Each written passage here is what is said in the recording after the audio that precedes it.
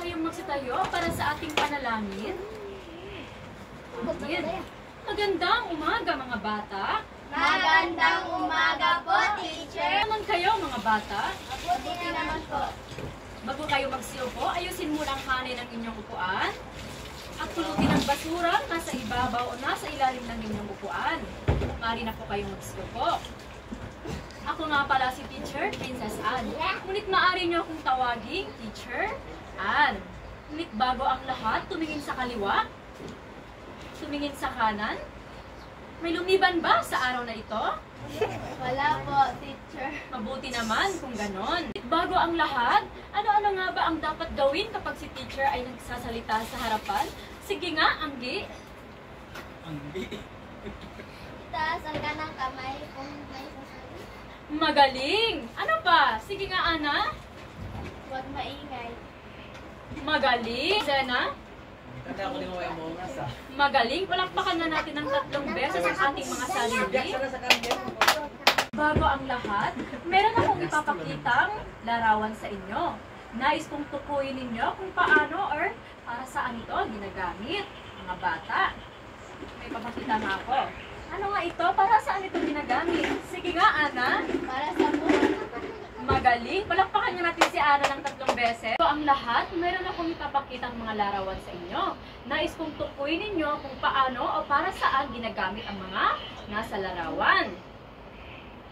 So, tingin nyo, saan ka nito ginagamit? Sige nga, Ana.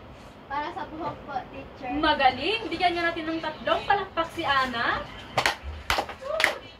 Para sa susunod na larawan naman, para saan naman ito ginagamit? Itaas lamang ang kamay kung alam ninyo ang sagot. Yes, Anggi? Para po sa buhok, teacher. Magaling! Ngayon, para naman sa pangatlong larawan, ang makakasagot nito ay bibigyan ko ng premyo. Para saan niyo ginagamit ito? 9. Taas lamang ang kanang kamay. Sige nga, Ana. Para sa pangligo po, teacher. Magaling! Palakpakan natin si Ana. Meron kang premyo. Ngayon, dumako naman tayo sa pang-4 na larawan. Para saan nga ba ginagamit ito? Sige nga, Zena. Para po ang Magaling! Palakpakan nga natin si Zena. Ikaw ay nakakuha ng premyo. Dumako naman tayo sa pang-5 larawan. Para saan nga ginagamit ito? Sige nga, Anggi. Para po sa katawan. Magaling! Palakpakan natin si Anggi. Ikaw ay nakakuha ng premyo. Ngayon, sa panghuling larawan, para saan nga ginagamit ito? Sige nga, Zena. Para po sa teacher. Magaling! Palakpakan natin si Zena. Ikaw ay nakakuha din ng premyo. Mga bata, ano kaya sa tingin ninyo ang ating tatalakayin sa araw na ito? Sige nga, Ana. Pagdadalaga at pagbibinata po, teacher. Magaling! Bigyan nga natin si Ana ng 3 palakpak. 1, 2, 3. Ang ating tatalakayin sa araw na ito ay tungkol sa pagdadalaga at pagbibinata. Basahin nga natin ng sabay-sabay. Pagdadalaga at pagbibinata. Ang lahat ay ipapangkat ko muna kayo sa 3 pangkat. Ito ang unang pangkat, ito ang 2 pangkat, at ito ang 3 pangkat. Bago ang lahat, ay tatalakayin muna natin ang tungkol sa pagdadalaga at pagbibinata. Ang bawat pangkat ay bibigyan ko ng sobre. Ang sobre ay may nilalaman na katanungan na dapat inyong sagutin. Ang makakakuha ng tamang sagot at perfect na sagot ay bibigyan ko ng premyo. Maliwanag ba mga bata? Opo, teacher. Ngayon ay tumayo kayo sa ating hinandang pangkatang gawain. Narito ang inyong mga sobre. Handa na ba ang lahat sa pagsagot? Opo, teacher. Ngayon, simulan na ninyo ang inyong pagsagot.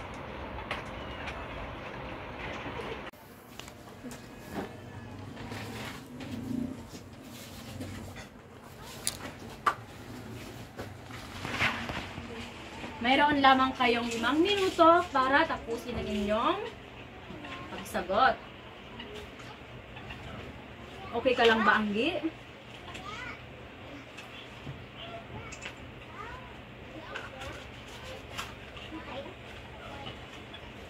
Meron na lamang kayong 4 na minuto para tapusin ang inyong mga gawain. Ayos lang ba ang bawat pangkat? Opo, teacher. Meron na lamang kayong 3 minuto, mga bata.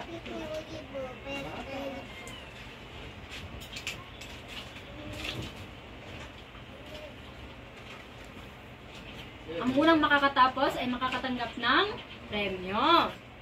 Nais kong pumalakpak lamang ng 3 beses ang nakatapos na. Palakpakan natin si Anggi. Si Anggi ang unang nakatapos sa pagsagot.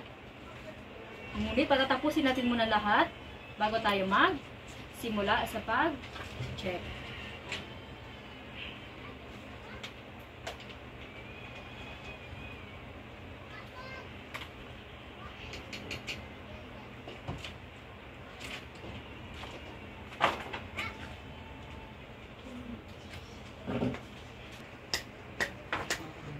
Tapos na ba ang bawat pangkat?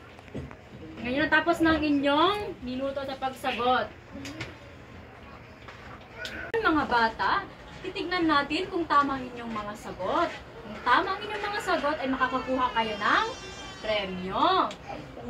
Kung lagyan na ng check kung tama ang inyong mga sagot.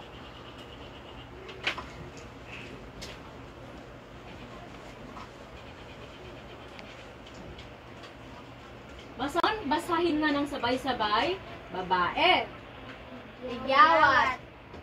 Ang inyong mga sagot, tama ba? Tingnan nga kung tama ang inyong mga sagot. Sino nakakuha ng tamang sagot? Magaling! Bigyan nyo nga ng palakpakan ninyong mga sarili. Ngayon, dumako naman tayo sa lalaki. Ligyawat. Tama ba ang inyong mga sagot? Meron ba? Meron po. Magaling, Ana! Ngayon, dumako naman tayo sa babae ulit. Meron, ibasa nga? Regla. Tignan nyo nga kung tamang sagot ninyo. Tama ba? Tama. Sino nakakuha ng tamang sagot? Magaling. Palakpakan nyo ang sarili ninyo. Ngayon, dumako naman tayo sa lalaki. Basahin nga, mga bata. Buhok sa kilikili. Meron ba kayong sagot niyan? Meron po. Magaling. Ang gagaling naman talaga ng mga estudyante ko. Ngayon, dumako naman tayo sa babae. Sa babae, meron ba kayong sagot nito? Meron po. Magaling. I-check na ninyo kung tama ninyo mga sagot. Dumako naman tayo sa lalaki. Pakibasa nga, mga bata. Pagtutuli.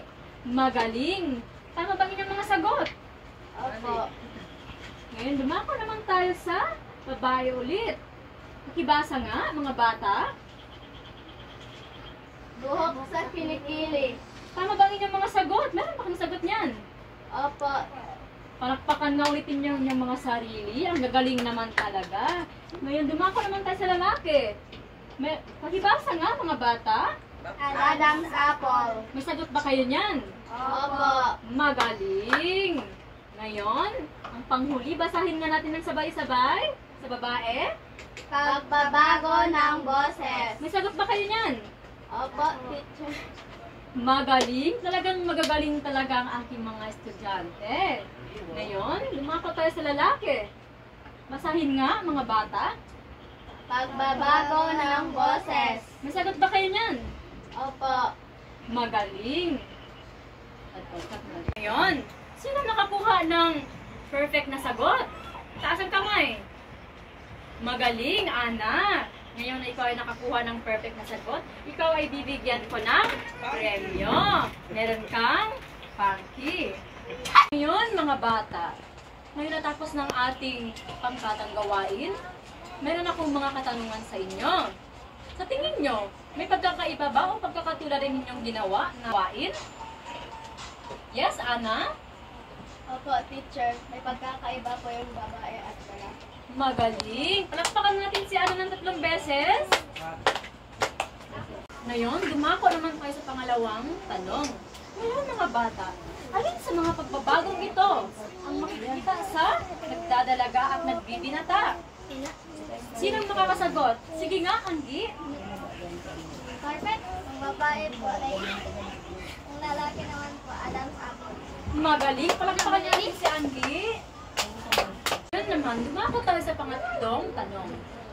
Sa nagdadalaga at nagbibinata, ano ang parehong makikita sa pagbabago nila? Sige nga, Ana. Pareho po silang nagkakaroon ng buhok sa kilikili. Magaling. Palakpakan na natin si Ana. Ano ba ba? Kasi mo. Ngayon mga bata, paano naman natin pangangalagaan ang ating sarili sa panahon ng pagdadalaga at pagbibinata tulad ninyo sa mga babae? Paano niyo pangangalagaan ang inyong sarili? Sige nga, sinong nais sumagot? Taas naman ka ng kamay. Sige nga Ana, parang nais mong sumagot. Sir, lagi po tayong maging handa. Diba po pagkakaroon ng regla? Magaling. Palakpakan natin si Ana. Sige nga, palakpakan natin si Ana. Ngayon mga bata, dapat ba nating pagtawanan o ikahiya ang ating pagbabago sa sarili? Sige nga, Andy. Hindi po, teacher, kasi normal lang po ito. Magaling. Palakpakan natin si Andy. Mga bata, nakakabawas ba ng tiwala sa sarili ang pagbabago sa ating mga pagbabago sa ating mga katawan? Sige nga, Ana. Hindi po, teacher, dahil parte na po ito ng ating buhay. Magaling. Bigyan nga natin si Ana ng 3 palakpak ulit. Ngayon mga bata. Ngayon mga bata, naintindihan niyo ba ang ating aralin sa araw na ito? Ano nga ulit ang ating tinalakay sa araw na ito? Sige nga, Andy. Pagdadalaga at pagbibinata. Magaling. Naintindihan ninyo ang ating tinalakay sa araw na ito? Ano nga ulit ang pagbabagong naganap sa nagdadalaga at nagbibinata? Sige nga, Andy. Yan na. Sa babae po, tigyawat, regla, buhok sa kilikili, pagbabago ng boses. Sa lalaki naman po, tigyawat, buhok sa kilikili, pagtutuli, Adam's apple, pagbabago ng boses. Magaling. Dahil nakuha mong tamang sagot, ibigyan kita ng premyo. Bigyan na natin si Angie ng 3 palakpak. Ikaw ay nakakuha ng premyo. Ngayon mga bata, paano nga natin ulit pangangalagaan ang ating mga sarili sa panahon ng pagdadalaga at pagbibinata? Sige nga, Ana. Dapat po, teacher, maging aware po tayo sa ating sarili. Magaling. Palakpakan natin si Ana ng 3 beses. Mga bata, dahil natapos na ang lahat, nais kong gumawa kayo ng slogan tungkol sa pangangalaga sa ating sarili, emotional man o ito, or physical. Ay bibigyan ko ng papel at kayo ay gagawa ng slogan. Narito yung mga papel. Mari na kayong magsimula. Tapos na ba ang lahat? Opo, teacher. Pasa na sa akin ang inyong mga slogan. Yun mga bata ay magkakaroon tayo ng pagtataya. Handa na ba ang lahat sa ating pagtataya? Opo, teacher.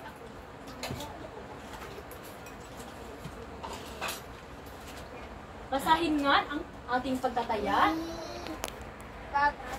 Pag-ugnayin ang mga salita sa hanay A at hanay B. Bibigyan ko kayo ng papel at dito nyo ilalagay ang inyong mga sagot sa pagtataya. Narito ang inyong mga papel. Maaari na po kayong magsimula. Tapos na ba ang lahat? Pasanahin ang mga papel. Bago natin tapusin ang ating aralin sa araw na ito, ay bibigyan ko kayo ng takdang aralin. Nais ko